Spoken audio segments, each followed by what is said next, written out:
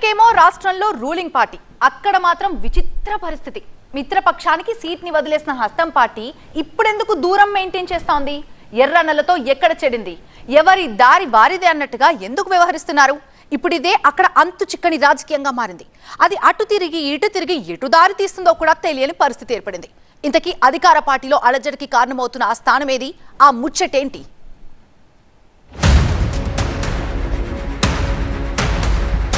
కొత్తగూడెం రాజకీయాల్లో కొత్త కథ. సిపిఐ కాంగ్రెస్ల మధ్య అగాధం. స్థానిక ఎన్నికల్లో ఎవరికి వారైనా కాంగ్రెస్ కు నాయకత్వం కరువైందా?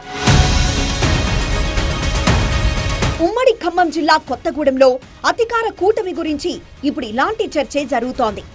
ఇక్కడ పొత్తులో ఉన్న సిపిఐ కాంగ్రెస్ లకు కొంత గ్యాప్ ఏర్పడినట్లు ప్రచారం జరుగుతోంది.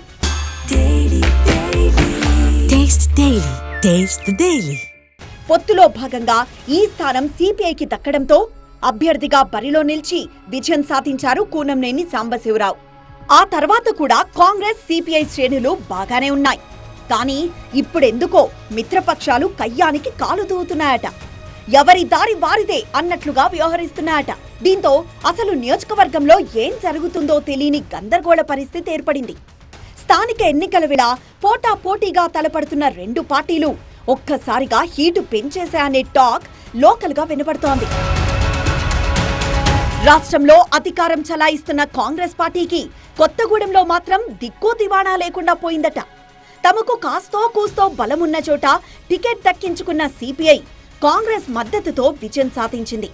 అయితే ఇప్పుడు కాంగ్రెస్ కు మాత్రం సీన్ మొత్తం రివర్స్ అయిందట. పరిస్థితి పైకి బాగానే ఉన్నట్లు కనిపించినా అధికార పార్టీకి విచిత్రమైన ఇబ్బందికరమైన పరిణామాలు ఎదురవుతున్నాయట. అధికారంలో ఉన్నది తమ పార్టీ అయినా నియోజకవర్గంలో పెత్తనమంతా సిపిఐదే నడుస్తూ ఉండడంతో హస్తం నేతలు లోపల కుమిలిపోతున్నట్లుగా గుసగుసలు వినిపిస్తున్నాయి. రాజకీయంగా పరిస్థితి ఇలా ఉంటే అధికారుల దగ్గర కూడా హస్తం నేతల మాట చెల్లుబాటు కావడం లేదట. అధికార పార్టీ నేతలమైనప్పటికీ తమ మాటకు అధికారులు కనీస గౌరవం ఇవ్వడం లేదనేది లోకల్ కాంగ్రెస్ నేతల ఆవేదనగా తెలుస్తోంది. రాష్ట్రంలో అధికారంలో ఉన్నాం, ఉమ్మడి జిల్లాలో పార్టీ తరపున 3 మంత్రులు ఉన్నారు. అయినా సరే నియోజకవర్గంలో ప్రతిపక్షంలో ఉండాల్సిన పరిస్థితి వచ్చిందని నేతల దగ్గర తమ ఆవేదనను వెళ్లగక్కుతున్నారట కార్యకర్తలు. అయితే తప్పనిసరి పరిస్థితుల్లో పొత్తు కోసం సీటు వదులుకున్నామని, తొందరపడి ఎవ్వరూ సొంత నిర్ణయాలు తీసుకోవద్దని నేతలు కార్యకర్తలకు సర్ది చెబుతున్నారట. ఓవైపు స్థానిక సంస్థల ఎన్నికలు సమీపిస్తున్న వేళ సిపిఐ ఎమ్మెల్యే కూనంనేని సాంబశివరావు తమ శ్రేణులను సన్నద్ధం చేస్తున్నారు. వీలైనన్ని ఎక్కువ స్థానాల్లో పోటీ చేసి మెజారిటీ చోట్ల విజయం సాధించాలనే ప్రయత్నంలో ఉన్నారు. తామేం తక్కువ కాదన్నట్లుగా కాంగ్రెస్ కూడా క్యాడర్ను సన్నద్ధం చేస్తూ ఉండడంతో అసలు సినిమా మొదలైంది. వేదిక ఏదైనా, కార్యక్రమం ఏదైనా ఇరు పార్టీల నేతలు చేస్తున్న కామెంట్స్ మరింత వేడిని పెంచుతున్నాయి. తమ మద్దతుతో గెలిచి ఇప్పుడు తమను తక్కువ చేసి చూస్తున్నారంటూ కాంగ్రెస్ శ్రేణులు ఒకంత ఆగ్రహం వ్యక్తం చేస్తున్నాయట. కొత్తగూడెంలో మాత్రమే టికెట్ తీసుకుని మిగతా చోట్ల కాంగ్రెస్ కు మద్దతిచ్చామనే విషయాన్ని సిపిఐ శ్రేణులు గుర్తు చేస్తున్నాయట. అయినా తమ పార్టీ ఒక్క కాంగ్రెస్ సపోర్ట్తోనే గెలవలేదని, ఇతర పార్టీలు ప్రజా సంఘాలు మద్దతివ్వడం వల్లే కొత్తగూడెంలో గెలిచామని కౌంటర్ అటాక్ చేస్తున్నారట. మొత్తానికి నియోజకవర్గంలో నివురుగప్పిన నిప్పులా ఉంది కాంగ్రెస్ సిపిఐల పరిస్థితి.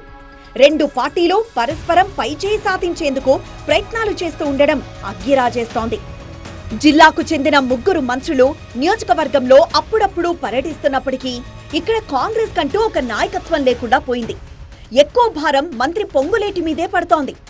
అసలిక్కడ కాంగ్రెస్ ఇన్ఛార్జ్ ఎవరు అనేది ఇప్పటికీ చర్చనీయాంశంగానే ఉందంటే పరిస్థితిని అర్థం చేసుకోవచ్చు. అసలు ఆ స్థాయి నాయకులు ఇక్కడ కాంగ్రెస్ కున్నారా అనే అనుమానం కూడా సొంత పార్టీ వర్గాల్లోనే కలుగుతోంది.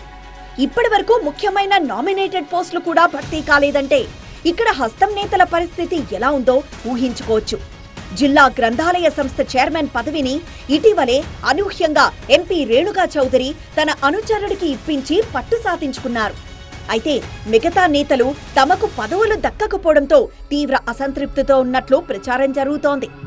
ఇటీవలే స్థానిక ఎన్నికల కోసం సన్నాహక సమావేశం నిర్వహించిన మంత్రి పొంగులేటి అంతా కలిసికట్టుగా పనిచేసి పార్టీ అభ్యర్థులను గెలిపించాలని పిలుపునిచ్చారు. మరి ప్రస్తుత పరిస్థితుల్లో అది సాధ్యమేనా అన్నది చర్చకు దారితీస్తోంది.